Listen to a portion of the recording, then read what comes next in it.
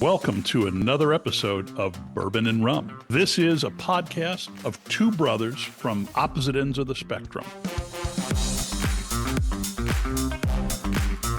My name's Kent. I'm a rum drinker, and I'm from the left side of the aisle. And I'm Kyle. I like bourbon, tend to be a little more conservative.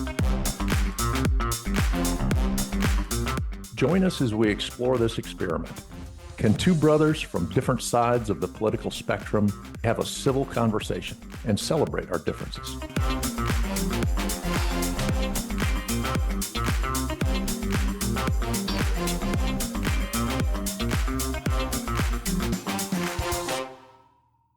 What are you drinking? Well, I am drinking a Old Soul cask strength bourbon.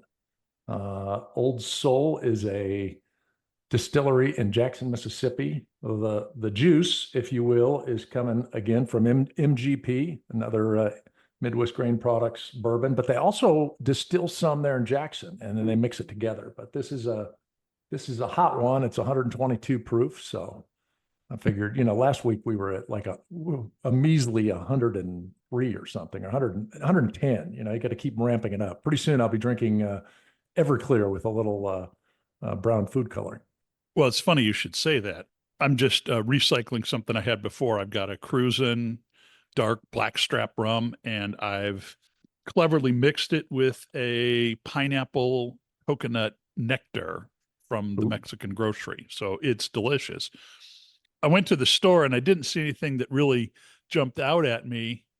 Well, I did actually. I decided to pass on it. They have a hurricane-proof rum that's 69%, or what's that, 138? And I was going to get 138 to sip on with you here, but I thought that would be bad for my, stomach lining and all. Maybe speaking of pineapple, I spend a lot of time in Miami, as you probably know, for my work.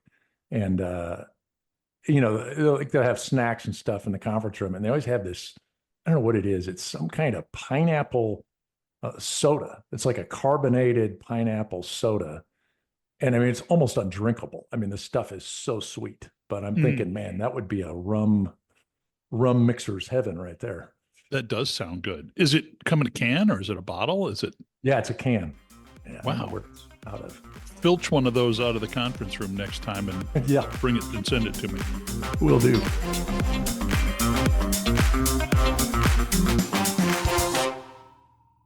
Well, hey, one of the things that's been really fun about this podcast for me, and I think for you too, is the reach outs we've had from friends, people that we know, people that listen, who've made comments about it.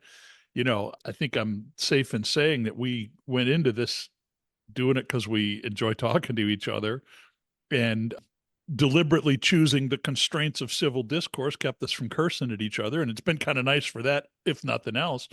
But so gratifying to have people listening in and commenting in. And we even have one of our listeners who was kind enough to share with us a bunch of, I think, really thought-provoking questions on the kinds of topics that we deal with. There's more here than I think we can handle in one episode. And as we were talking to before the episode, it's much appreciated, but also kind of shocking. I thought, like I said, I figured we'd be talking to each other and nobody'd ever hear us. I can't imagine. I'm, again, flattered that people have listened, and just looking at the thought that she went into to put this together. Wow, it's amazing. Totally agree. And even the way the questions are framed, I think, are really good. And so what we're going to tackle tonight is the question, what does a more perfect union look like to you? And how do we achieve it? And then beneath that, we want to get into talking about how you believe Trump is going to deliver that for us, what you feared that Harris would impede in that. And likewise for me, why do I think that Harris would have delivered that more perfect union? And what do I fear as we move into the second Trump term? Yeah, those are really good topics for sure. It kind of goes to, part of, I think, our hypothesis as we get into our political arguments about stuff that, ultimately we're all after somewhat of the same outcome. Now, obviously, we have differences on key issues, but like the basics of, hey, we want to be safe and we want it to be a great country to live in. I mean, those aren't particularly controversial things to say. Like that's what both sides are trying to get to, but in many cases, getting there is way different from each other. Yeah. And I think there's some of the semantics, like what does that mean? What are issues that bubble up? I agree with you. I think most people, if they in the abstract wrote the kind of headline of what they want the country to be like, I think it would be pretty similar. Yeah, I think that people want to be happy. They want prosperity. They want safety. I think they want freedom. And I think that the definition around freedom has become an interesting one. And everybody says they want it, but we mean, and sometimes profoundly different things by it. And that's, you bring up a really good point because, I found in the run up to the election, I feel like both sides played the angle of threat to democracy. I found that really intriguing. Like, a lot of the conversation on the right was around freedom of speech and freedom, the American way and America first and that sort of thing. And then on the left, it's like, this threat to the democratic process. And it's like a lot of things in any presidential campaign. I mean, sometimes they each kind of say the same thing differently, the same criticism of each other, but in maybe a different vein. I think both sides would hear the other say, "What are you talking about? That's our platform. That's not your platform." So, But to your point, they don't necessarily mean the same thing, and they're not. Well, maybe objectively they mean the same thing, but in the eyes of the beholder, they mean something different. Well, freedom is a good example. If you believe the biggest threat to freedom, capital F, if you believe the biggest threat to that is a government regulation around climate, like if that's what you're afraid of, then freedom to you means somebody who's going to roll back the administrative state. If freedom to you means an issue of marriage equality, like we talked a little bit about last time, then the thing that you're afraid of, the thing that threatens freedom, is the idea of rolling back nationwide standards of marriage equality, right? Like those are like it's what, yeah. So it's still freedom, but what are you afraid of in freedom? Like I'm not afraid of a lot of things. And so I'm not worried about that. It's not a threat to me. Yeah. Well, I want to back up a little bit though on the more perfect union. And I thought about that, as we were digging into this, and I guess I'll throw this out there and get your thoughts. And it's kind of related, but I think we got a really good union. And we've talked about this a little bit about how, like, people are like, well, Congress is broken. They can't get anything done. Yes, exactly. That's what's supposed to happen. Like that's like the founders knew that they're putting a government in opposition to each other, and it makes it really hard to make these major advances and changes all the time. And I feel like sometimes we get so wrapped up around, we disagree, we're divided, the country's divided. Yeah, that's normal. And that's how it's supposed to be. I almost feel like getting to the more perfect union isn't about like disagreeing less. It's more about just like recognizing it's okay that you disagree with me. And I feel like, that's what we're trying to get to in this podcast. Like, I disagree with you about a bunch of stuff, Kent, but I don't care. I mean, so what? We're supposed to disagree. If we all agreed, it'd be a massively boring world to live in. It would be either boring or it would be horrible. And I completely agree. I was thinking in the same light myself. A more perfect union, the best part about what the founders laid out was that it built in checks and balances, and that it's really hard to get a constitutional amendment done, right? Yeah. Because the Constitution is a supreme law. Yeah, you can change it, but you really got to have a high degree of coherence on that.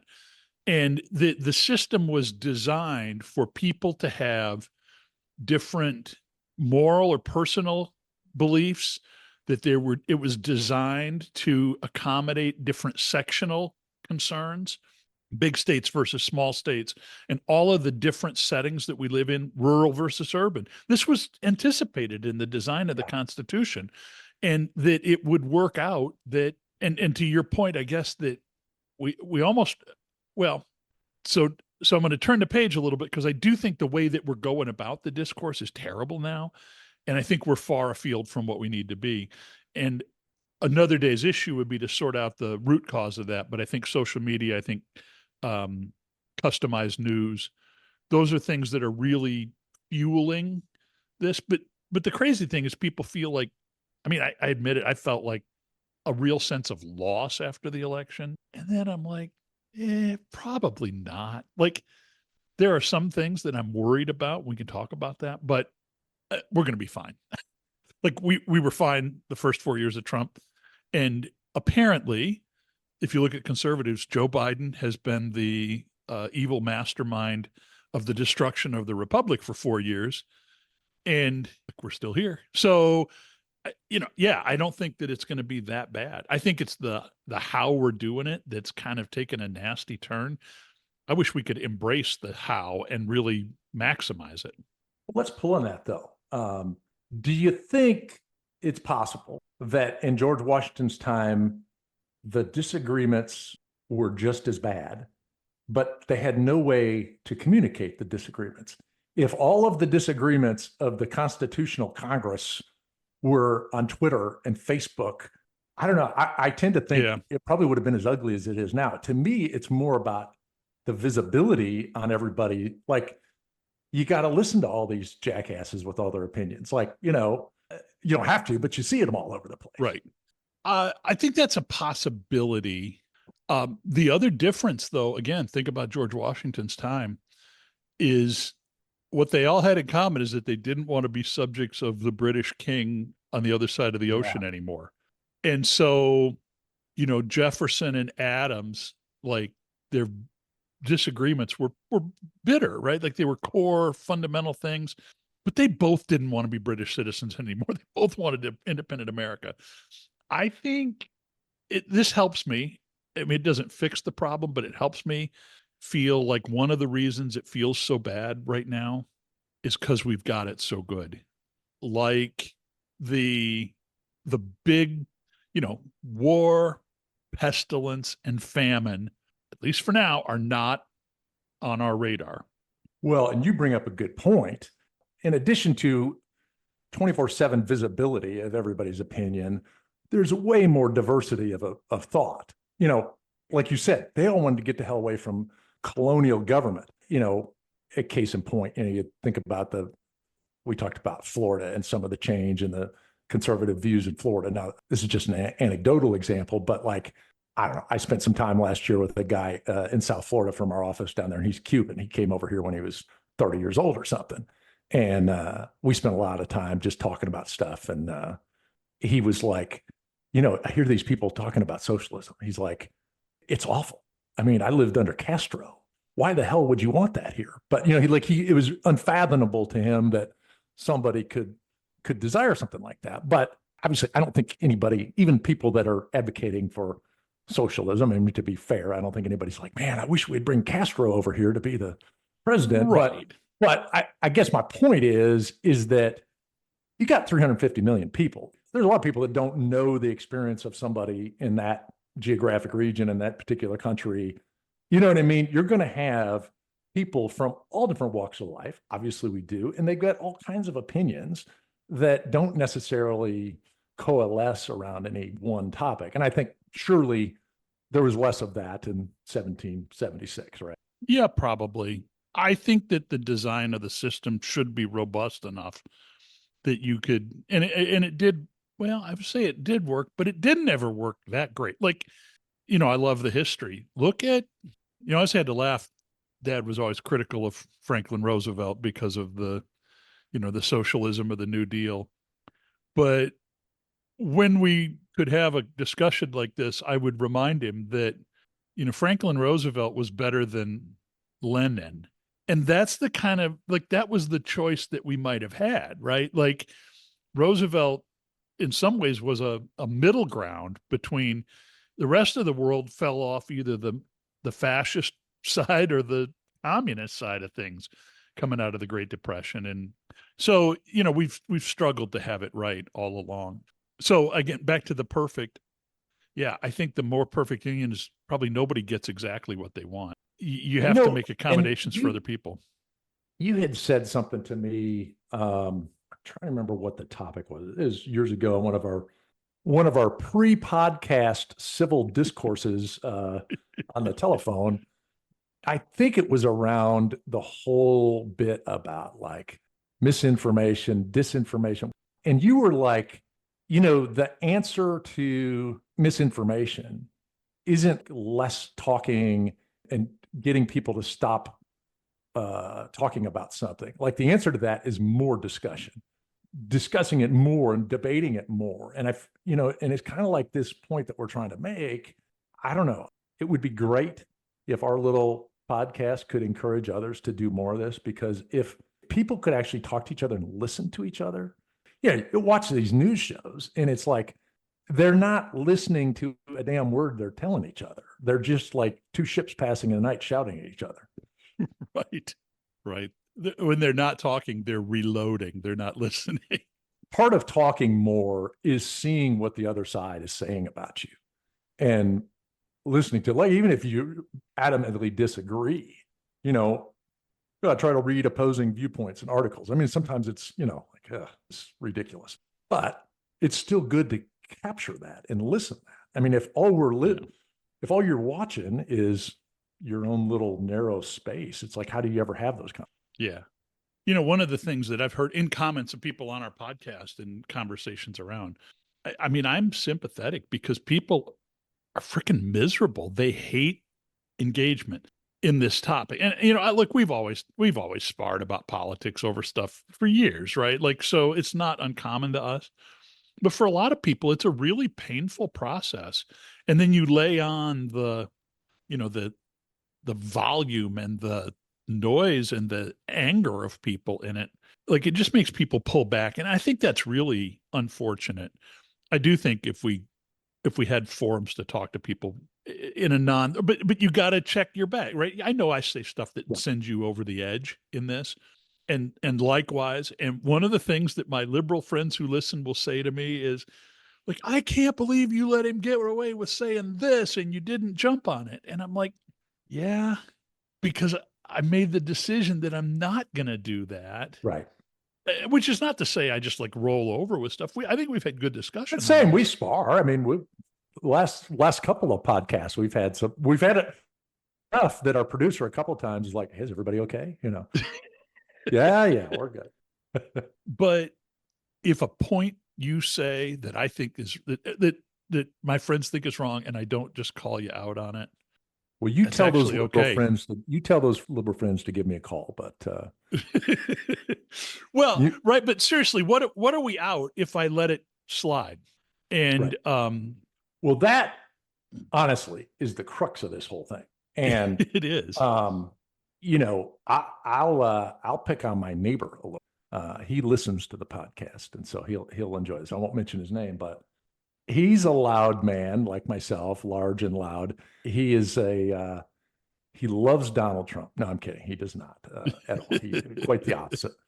But his thing is, and I don't know, we've gotten into a couple of times, and the worst time was, I don't know, it was a couple of months ago. And it's like, we're both loud, and like, he'll get louder and then I'll get louder. And then like you're not trying to argue, but like, if you have a couple of people that are strong personalities and loud, it can get a little out of hand, and it's like, you really got to check yourself. But he and I've talked about it, and, and honestly, we've talked about it in the sense that like, and this is, we say we want this for everybody, what we're doing, but we've talked about it. Like, we're not sure it'd be physically possible for us to have a podcast like, You know what I mean? Like we Hmm. kind of know.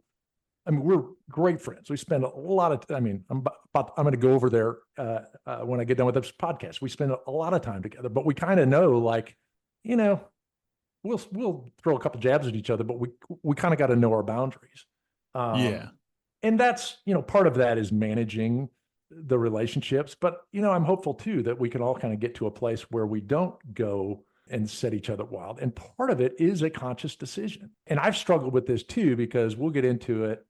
And you think about it and kind of what your friends are saying, like he said that, and you didn't argue.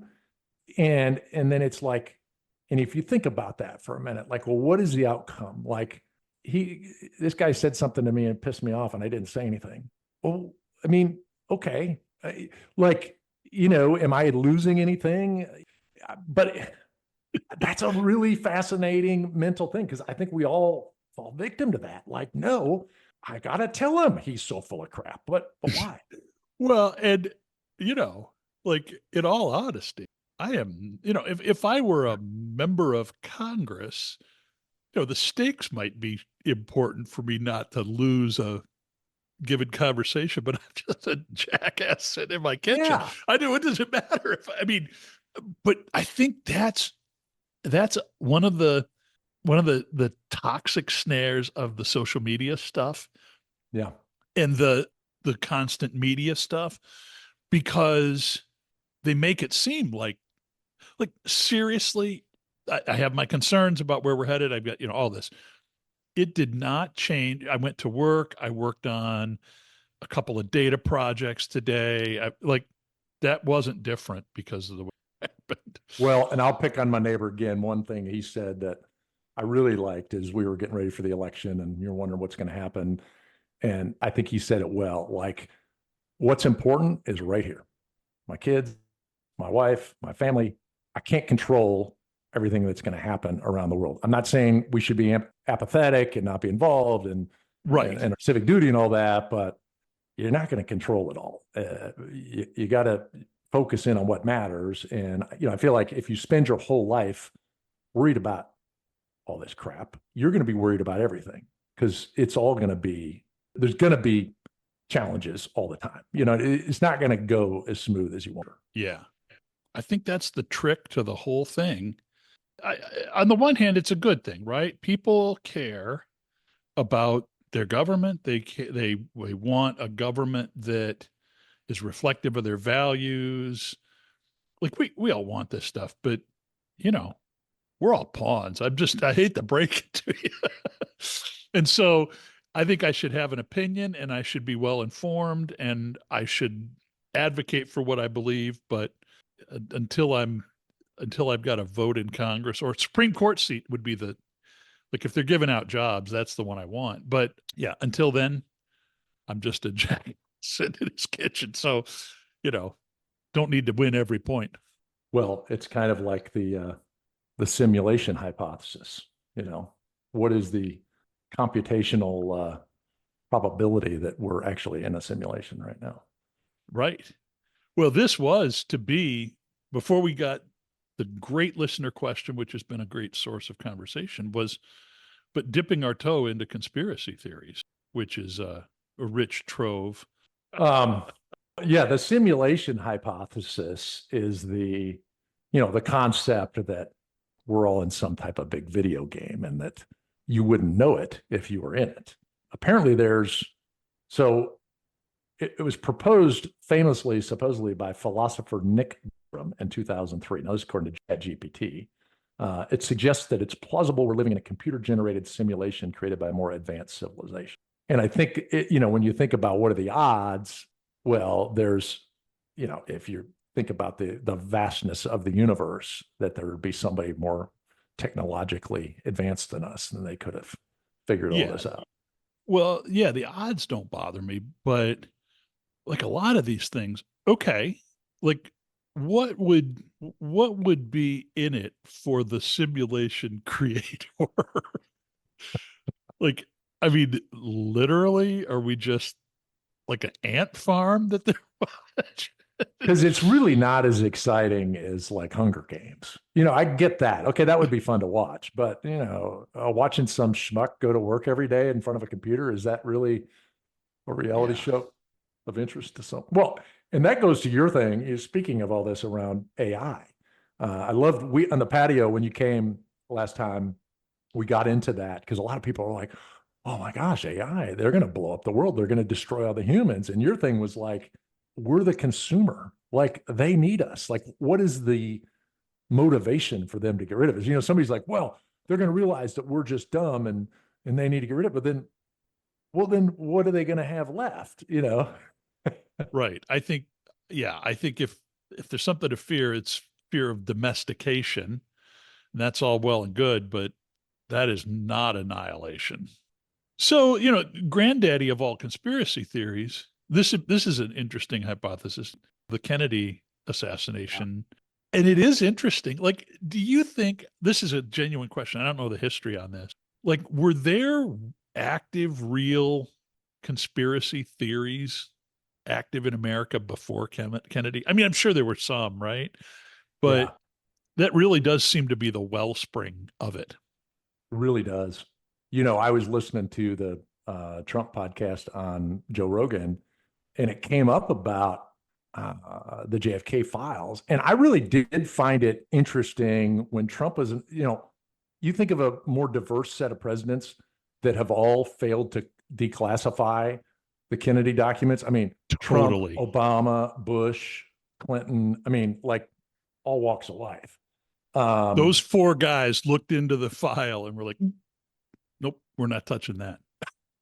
I don't know. He kind of hemmed and hawed a little bit, but was kind of like, well, there's some of it is because some of the people are still alive. But then I'm thinking, well, what the hell does that matter? Unless the people that are still alive did something. But then if they did something, why aren't they getting prosecuted for it? Right. There's a 90-year-old somewhere who was the button man on the on the grassy knoll, but we we just want to let old Fred go in peace. Yeah. Yeah. I don't know. It's that's like you said, there the ones like that. It's and the thing is, the crazy thing about conspiracy theories is, and the reason they're called conspiracy theories is they don't really necessarily align to the facts. I mean, even after they release all the files, people aren't going to be happy. If people want to believe something, I guess they believe it. Yeah. I think the Kennedy thing, if I zoom out on it, I think the reason it's such the watershed is because it was this huge traumatic event and the answer that we got was preposterous and it just completely undercut confidence in the government. Yeah. The Warren Commission report, I've been slow to come to this, but I think it was clearly a whitewash job. And they printed it in a book and they looked the American people in the eye and said, "Here you go. That's what happened." Yeah. And everybody knew that that wasn't true. And so you have this cognitive dissonance of a government that you just do not believe the words that you're being told. So it's kind of funny some of the words that we've used in talking about conspiracy theories, and to take it back to how do you believe your preferred candidate will help achieve the more perfect union? And what are your fears about the opposing candidate's impact on those goals? You know, this concept of conspiracy theories around kind of people hearing what they want to hear and Mm-hmm. believing what is really their own perspective, how much of it really is dependent on what our preferred candidates are going to do, or is how much of it is based on what that identity that we've created in that person? Yeah. Yeah. The other piece of that question, how did we think our candidate would have helped it? And I'll say this, and the enthusiasm has been beaten out of me, but for all of your critique of Harris about not putting forth policy positions in a way that connected with you or whatever, just the mere fact of saying we're not going to go back, we're not going to be afraid of the past, we're the positive approach. Honestly, I think that was a valuable thing, and it wasn't compelling to people. It didn't connect, but I do think that that matters, and I also think the real clear understanding that the president's the president for everybody, not just the team that won. And my fear is, in a way, that was my biggest critique of Trump, is that he had virtually no regard. He won an insurgency campaign and obviously wasn't beholden to anybody that didn't vote for him, but didn't really feel a need to try to, excuse me, to try to broaden the base.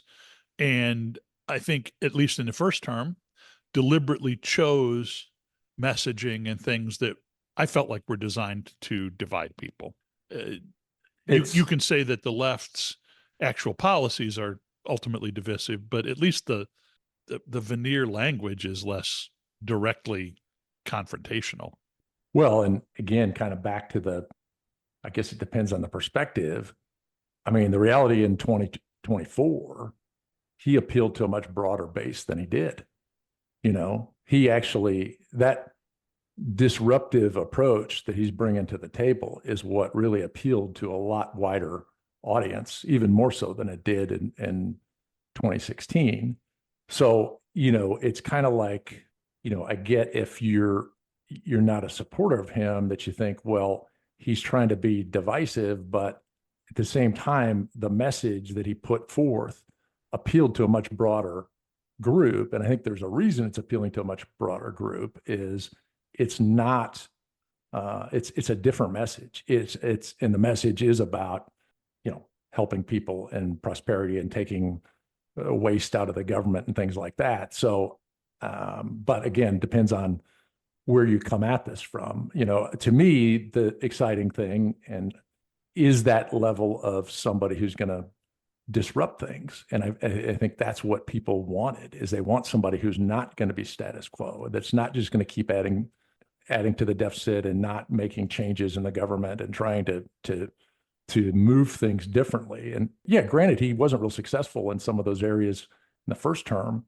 but I also think he didn't have he probably didn't benefit from having the understanding of the team to put in place. And I think that's where you're seeing a much different team that he's putting into place now, obviously getting a lot of criticism from the left because it is these aren't establishment people, but that's by design.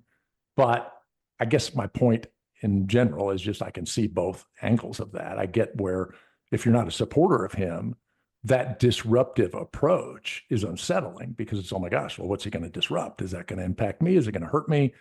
I think where I'm seeing it from is it's a positive, because we've got a government that has stagnated for decades, and we've got a lot of bureaucracy that is stifling. And I like the idea of stirring that up and making it and looking at it a lot differently. But yeah, I get that. And I guess acknowledge my privilege. I'm really happy in life right now. I'm happy with where the country is. I'm happy with the economy. The inflation was kind of a bear for the last couple of years, but in general, I'm in a good spot. And so I don't want to like slash and burn the country. I'm wide open to modest course correction, but I don't want wholesale change. I'm kind of steady the way things are. And of course it could always be better, but I'm not unhappy, and I don't want huge change. But completely, as our post-election podcast referenced, I completely acknowledge there's no denying that there were votes. They were eyes wide open votes. I thought in 2016, I thought people were dumb.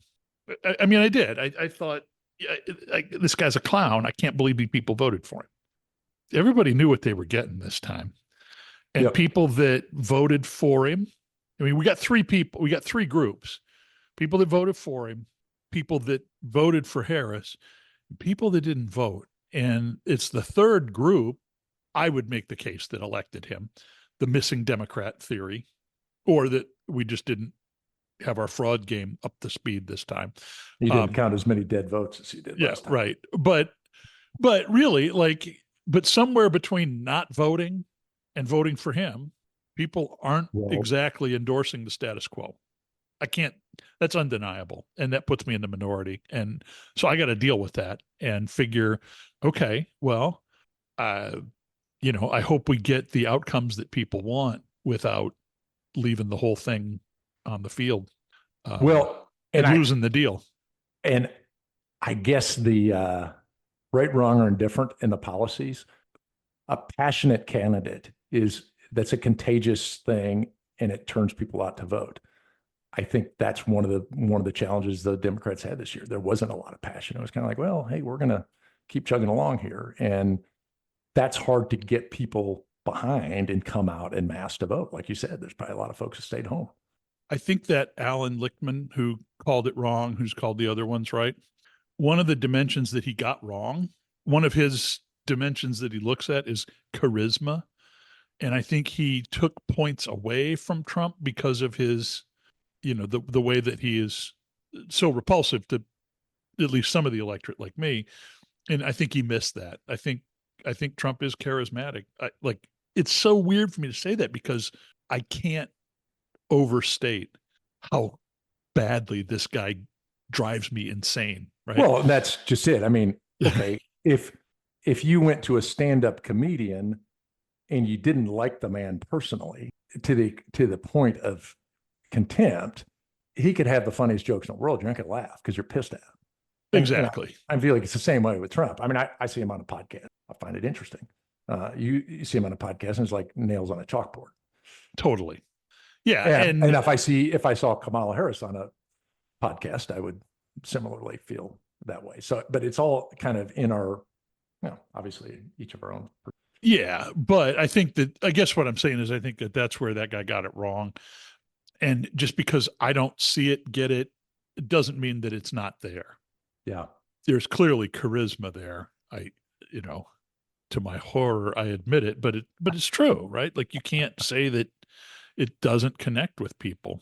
Well, and that's, we love watching Steve Wallace. I think we both watch Steve Wallace on YouTube. Oh, totally.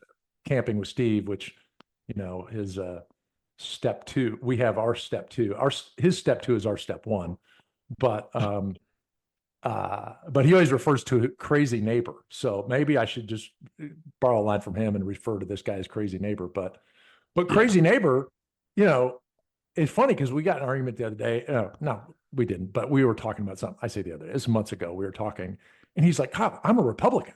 And I'm like, "You're a Republican?" And he's like, he can't stand Trump. He can't stand any of the Republicans' office. He can't stand the platform of the Republicans. I'm like, so you don't agree with the platform. You hate all the candidates. How are you Republican? And we, as part of our process, we were like, okay, this is now the time to shut down conversation and we're going to talk about bourbon now. But as I got to thinking about that, and as our conversation has taken place, I think guys like Crazy Neighbor, he's a Republican of 1980. That's not the Republican Party today. And now, okay, and we talked about the Republicans, but if the Republican Party is a different party, the Democrat Party is a different party too, right? It is, but I think by subtraction rather than addition. I have huge sympathy for your neighbor in that regard, and we've talked about kind of my journey in the past, but I really felt like maybe not at the time when I moved away from the Republican Party.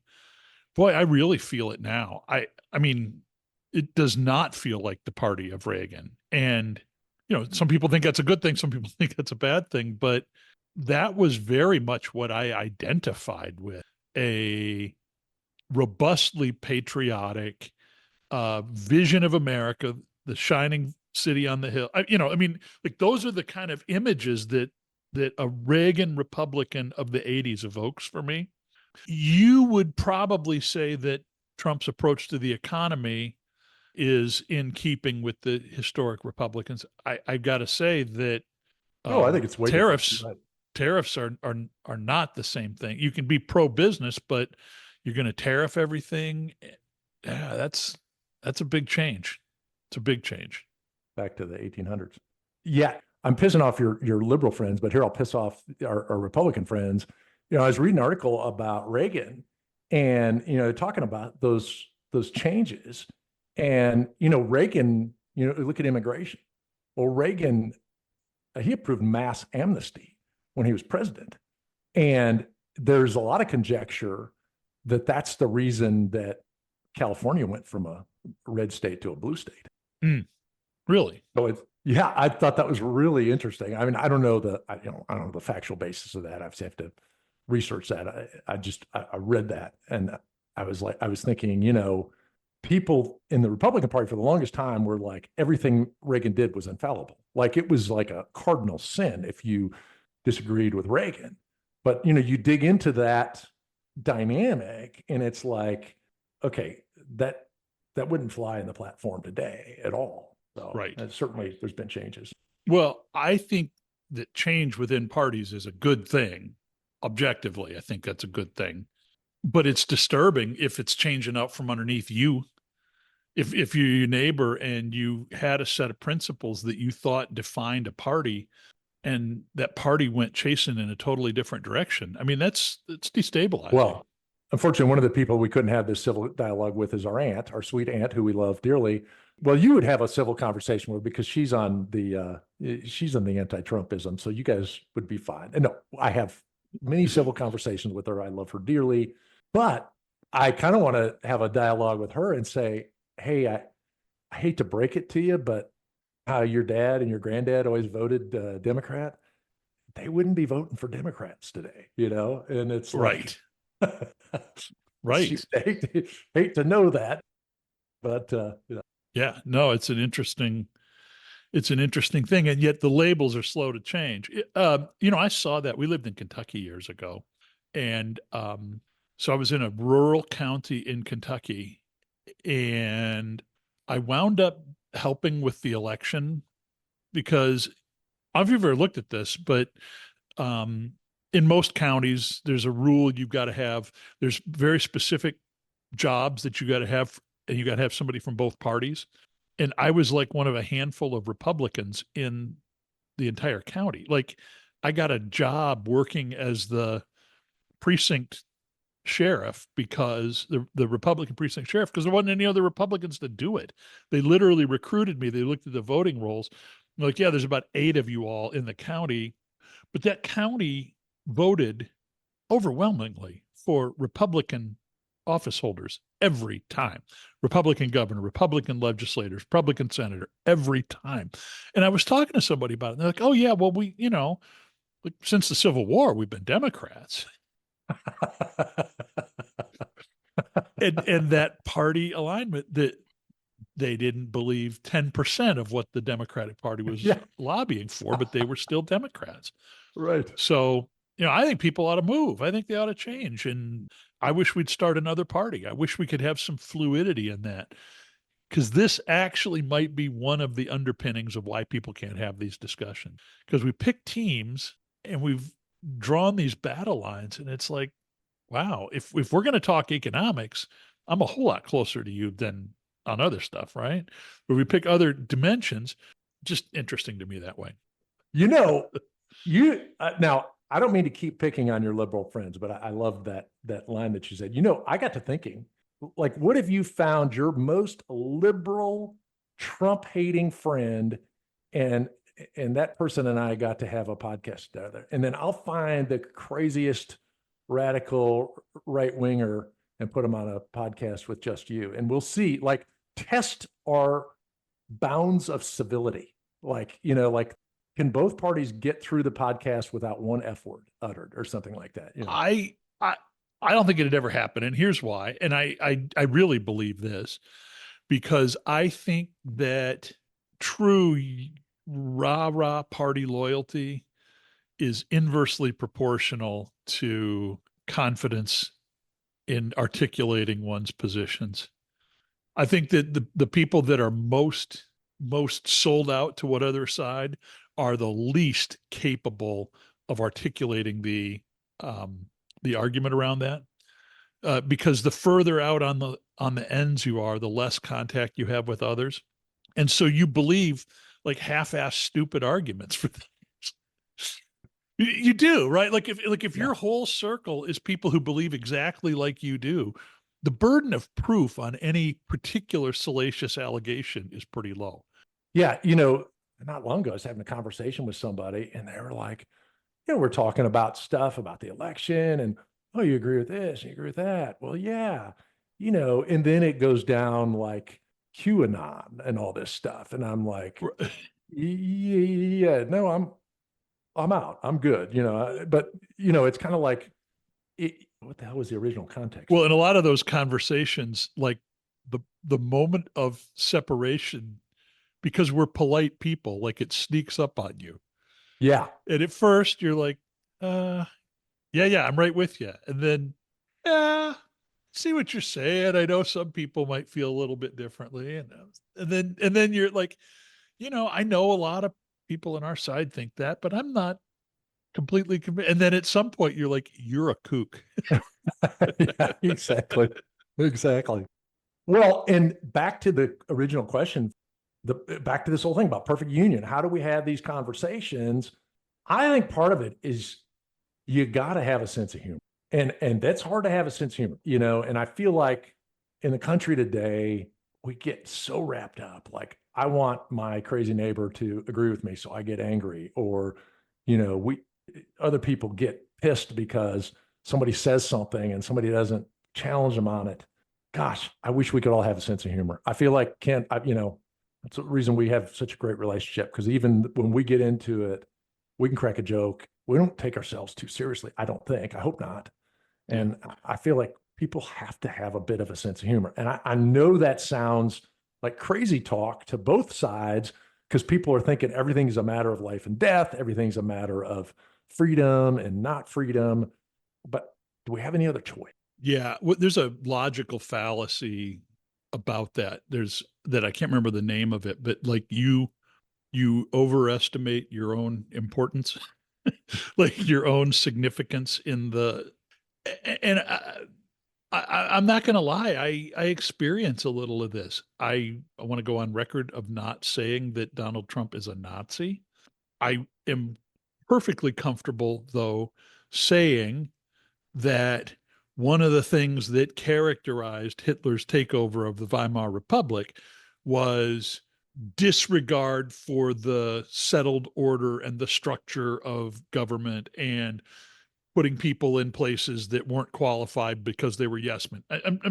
I'm saying that those are parallels. You might not agree with the details of it, but it's hard when I look at that and I think to myself, what if?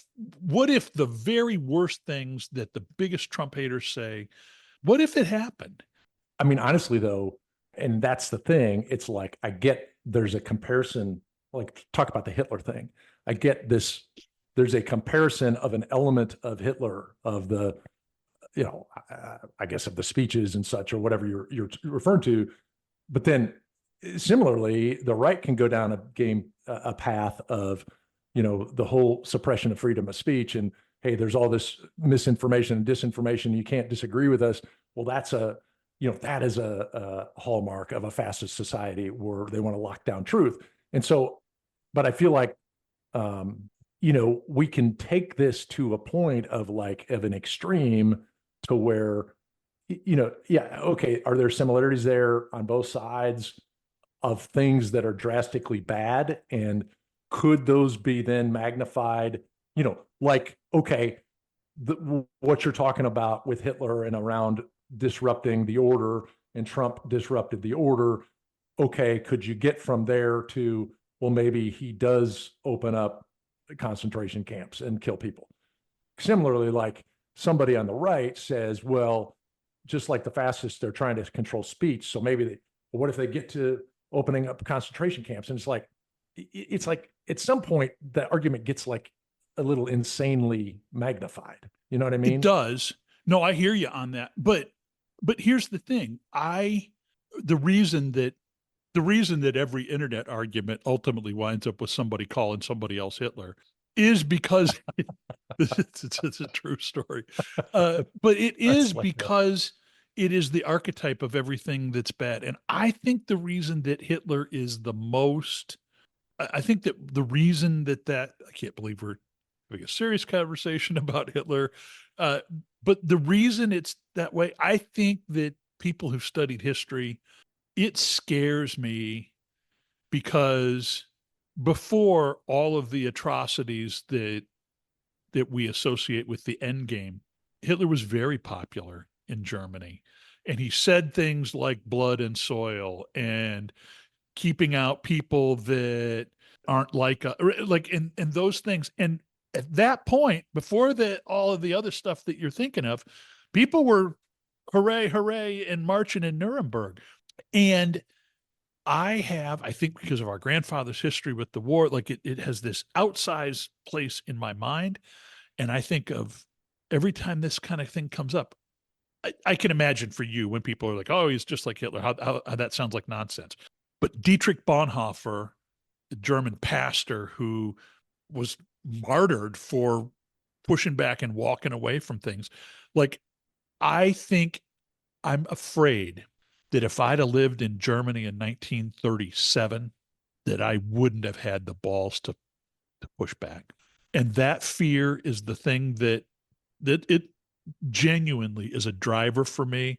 And when I'm inclined to get off the rails of elevating argument to I got to scream and yell at you, even though I'm a dude sitting in my kitchen, where that's coming from me, and I don't know if the same linkage is there, but where that comes from me is a fear of being a sucker and letting it happen on my watch without resisting it. And I think you probably, your friend that you mentioned, like, well, Castro.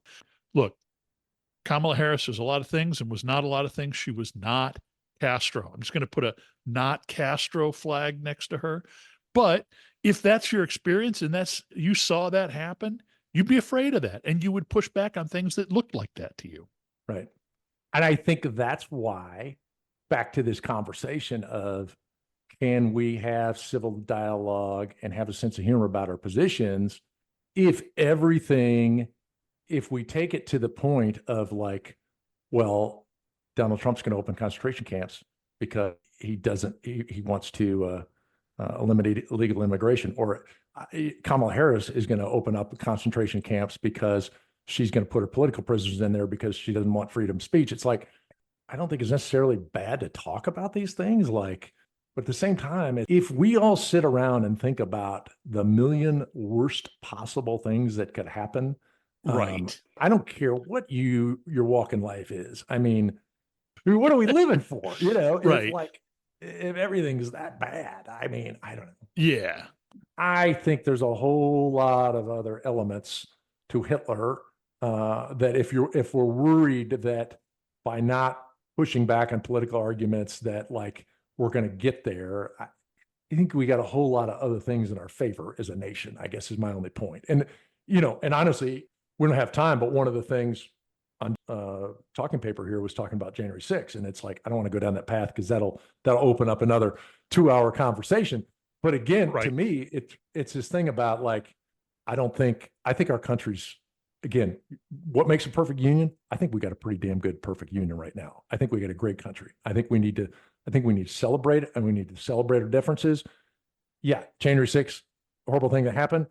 But if you think that I was worried that some dipshit in a Viking hat was going to take over the country, our country's a hell of a lot stronger than that and a lot more powerful than some Yahoo or some crazy opinions, regardless of the side of the aisle. And I get your point of being vigilant, but I'm positive about our country. Well, and I think that I am too, and I agree with your point. I guess I can't. It's hard to shake the fear, like to be vigilant and to say, okay, there may come a day when I've got to draw that line. You know what? This is another. We probably ought to wrap this because I'm going down a deep rabbit hole. The whole Awesome. civil disobedience. Like when is it appropriate to break the law? Yeah. And I can say pretty confidently that there's nothing happening in my life right now where I feel like I need to break a law. Yeah. But I don't know. It's the history that just haunts me. If I lived in 1776, do I sign the document, or I'm like, yeah, you guys I hear you, but you're a little too far gone. If I'm Dietrich Bonhoeffer, do I push back and take my punishment and get martyred? Like, I admire people who have the courage of their convictions. So I don't want to let that by. I don't think we're at that point, but that's something that animates me, that I don't want to miss my moment if that's what happens. Actually, out today is a Bonhoeffer Pastor Spy Assassin. That's a movie I really want to see. Have you heard about that? It's No. about Dietrich Bonhoeffer. It's a movie that just released today.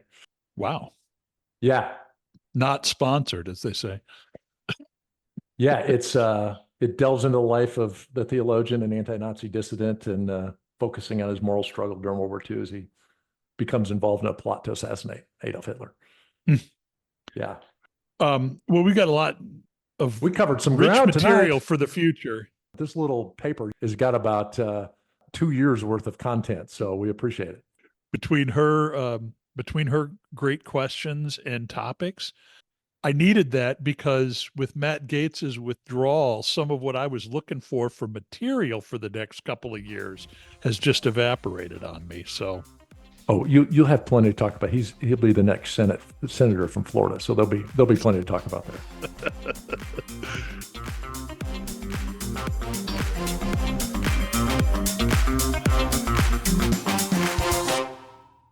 hey, thanks for joining us on this episode of Bourbon and Rum Podcast. We hope you enjoyed it. Remember to subscribe on your favorite platform and leave us a review. Your feedback helps us keep the good spirits flowing. And we invite you to join this conversation. Follow us on our Facebook page. Let us know what you think. Let us know what you want to hear. And until next time, cheers.